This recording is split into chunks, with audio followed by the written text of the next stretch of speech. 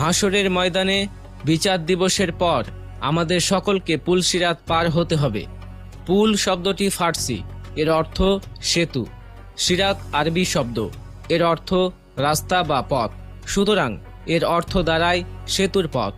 পুলসিরাত পার না হয়ে হাসরের ময়দান থেকে জান্নাতে যাওয়া যাবে না। বিচারের পর হাসরের মাঠ থেকে পুলসিরাত পার হয়ে জান্নাতের দিকে যেতে হবে।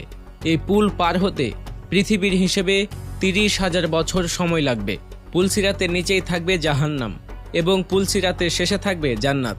এটি হবে চুলের চেয়েও সরু ও তরবারির চেয়েও ধারালো। এর ওপর লোহার শিকল ও কাঁটা থাকবে, যেখানে কোনো আলো থাকবে না।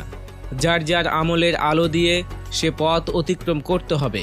মানুষ এর উপর দিয়েই গমন করবে, কেউ চোখের পলকে, কেউ বিদ্যুতের গতিতে, কেউ বায়ুবেগে, আর কেউ উত্তম ঘোড়া ও